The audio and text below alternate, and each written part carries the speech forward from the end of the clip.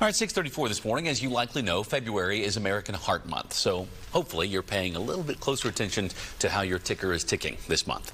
One local priest is especially thankful that he's able to continue his calling thanks to a new drug that was just recently approved by the FDA. I met with him and one of his parishioners who also just happens to be his cardiologist. If not for his very vocal job, Father Greg Heskamp may not have ever gone to the doctor, even as he noticed himself slowing down. I used to walk to my office. It was just a couple of blocks from my home. I couldn't get halfway there without having to stop and catch my breath. Definitely a person who just would live with it, and definitely a person who would decline medication.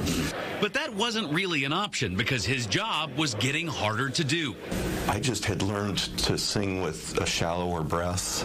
I think I had forgotten how to take a deep breath. He spoke to Dr. Michael Nassif, a heart doctor at St. Luke's, who watches Father Greg do his job every Sunday. Their meeting moved from church to hospital.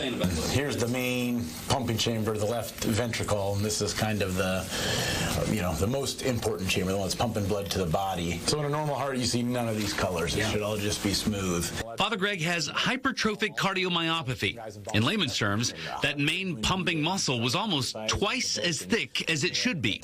Most common symptoms? Shortness of breath, getting dizzy, and in the most serious cases, people passing out when they exert themselves. For years, our best therapies were either slowing the heart down.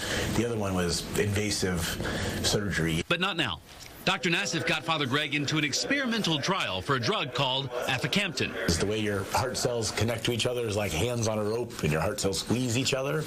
And these drugs actually, in a very targeted fashion, take some of these hands off the rope. They weren't even sure if Father Greg got the drug or a placebo, but there were signs. I'd tell my research coordinator, I said, the homilies are definitely getting longer at church. Father Greg carries that big Bible, I think that's 20 or 30 pounds, and he's carried around the church. So I was like, he definitely looks more spry. Spry and thankful. When Jesus heals somebody, to think today Jesus is healing me, or God is healing through the great advances in medicine, the progress of science. Are the homilies longer? Maybe. Every once in a while I'll throw a short one in.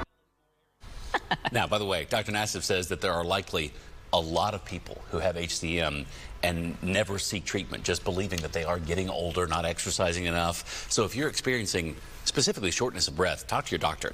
And that drug, by the way, aficamten, was just approved in December by the FDA. Father Greg will likely take that pill for the rest of his life. That is one thing about that, but he tells me he's okay with that. And Dr. Nassif said that if you're already on multiple other medications for your heart, that new drug might be able to replace several of them potentially if you have some of these symptoms. So it's worth talking to your doctor if you have any of those symptoms. There's so many heart issues that seem like something minor or something you just have to deal with.